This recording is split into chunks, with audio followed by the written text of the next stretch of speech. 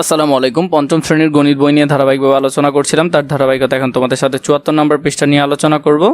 আমি নোমান, এখন তোমাদের সাথে আলোচনা করব দশমিক সংখ্যার গুণ। তোমরা আমাদের চ্যানেলের ভিডিওগুলো অনেক বেশি দেখো, তার জন্য অনেক ধন্যবাদ। প্রথমে দেখো কি বলেছে, 4টি গরুর 4টি দুধের প্যাকেটের প্রত্যেকটিতে 0.2 লিটার করে দুধ আছে। কত করে? 0.2 লিটার। কয় প্যাকেটে?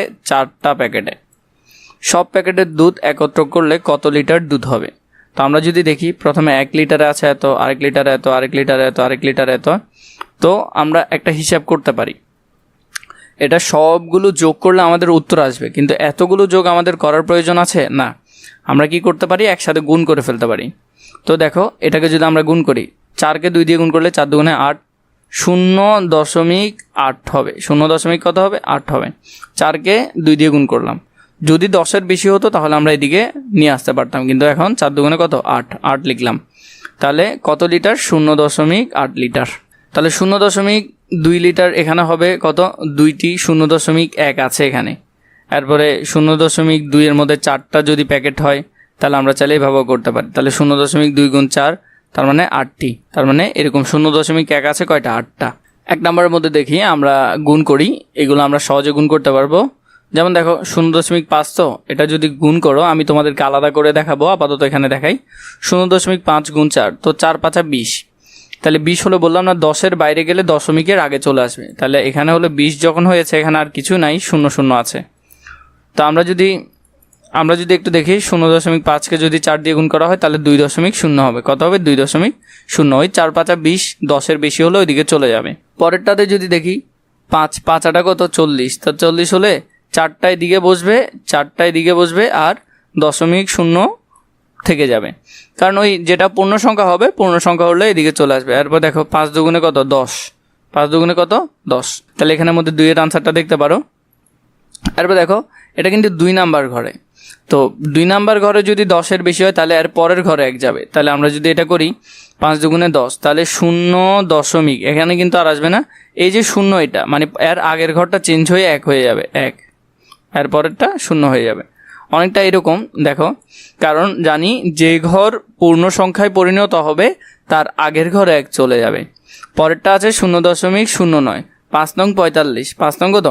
45। তাহলে পূর্ণ সংখ্যা কত? 40 না? তাহলে 40, তার মানে 4 এখানে থেকে যাবে, আর 45-এর 5 পরের ঘরে থেকে যাবে। একটু ভালো করে বুঝে করার চেষ্টা করবে, একটু ধৈর্য ধরো, সামনের অঙ্কগুলো করলে আমরা অনায়াসে পারবো।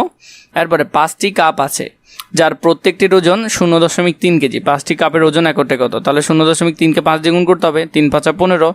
তাহলে 15 হলো কি? 1.5 কেজি ওজন হবে। আমরা একটু দেখবো, তাও একটু ভালো করে বোঝার চেষ্টা করব। তাহলে এখানের মধ্যে দেখো 5টা কাপ, তাহলে 0.3 আছে। 0.3 গুণ কাপ কয়টা? 5টা কাপ। তাহলে 3 5 কত? 15। 3 5 কত? 15। তাহলে 15 হলো পূর্ণ সংখ্যাটা এর আগের ঘরে চলে যাবে 1, আর 5টা ওইদিকে থেকে যাবে। তো আশা করি বুঝেছো, এইভাবে করবে। 1 নম্বরে 0.004 গুণ 7, এটি ব্যাখ্যা করো। তাহলে এখানের মধ্যে যদি দেখি 0.004 হলো, তাহলে আমরা যদি এখানে লিখতে চাই তাহলে 0.004, এখানে যদি আমরা ওকে 1 করে ধরি তাহলে এখানে হলো 4টা। এরকম কয়টা আছে? এরকম 4টা আছে। 4কে 1 দিয়ে গুণ করলে 4 একে 4, মানে এটার সমান, তাই না? তো এটাকে যদি আমরা 7 দিয়ে গুণ করি, তার মানে 4 গুণ 7। 4 গুণ 7, ঠিক আছে? 4 7 কত? 28টা। তার মানে এরকম 28টা এরকম আছে। তাহলে 28টা যদি হয় তাহলে আমরা কি লিখবো? 0 ঠিক থাকবে। এটাকে যদি গুণ দিই, 4 7 28 হচ্ছে না? তাহলে এটা ঠিক থাকবে। 0 একটাও ঠিক থাকবে। পরবর্তীতে দেখো 28, তার মানে 20, 10-এর উপর চলে গেছে। তাহলে আমরা এটাকে এদিকে করে লিখবো পরের ঘরে। তাহলে আর এর পরে শেষের ঘরে কি হবে? 8 বসে যাবে। তাহলে 0.028। 3 নম্বরে গুণ করি, আমরা এটাকে গুণ করব। তো গুণ করলে আমরা এটাকে সহজে গুণ করতে পারবো। 3 দুগুণে 6, শুধু এখানে 6 বসবে। দেখো এখানের মধ্যে, তাহলে আমরা যদি গুণ করি, এগুলাকে গুণ করলাম, 3 দুগুণে কত? 6 লিখলাম, আর 0.000 বসে গেল। 3 ঘর আগে দশমিক ছিল, দশমিকও বসে গেল। পরেরটা যদি দেখো, তাহলে পরেরটা হলো 0.008, 9 দিয়ে গুণ করবো। 8 নং কত? 72। তো 72 2 বসবে। এরপরে হলো যে 900, আর হাতে যে 7 আছে 7-এর 7 বসে যাবে। পরেগুলো 0.0 বসে যাবে সেম ভাবে। তাহলে এখানে 3 নাম্বারটা যদি করো, 3 নাম্বারটা দেখো 0.006, এটাকে 5 দিয়ে গুণ করতে হবে। তাহলে 5 দিয়ে যদি গুণ করো ওইভাবে, 5 6 30, তাহলে 30 3 বসবে আর পরে 0। তো এইভাবে করে তোমরা এগুলো করতে পারবে, এগুলো খুবই সোজা। 4 নম্বরে বলেছে একটি মোটর সাইকেলে প্রতি সেকেন্ডে 0.02 কিলোমিটার যায়। কত যায়? 0.02 কিলোমিটার যায়। এটি 8 সেকেন্ডে কত কিলোমিটার যাবে? তাহলে এটাকে আমাদের কী করতে হবে? 8 দিয়ে গুণ করতে হবে।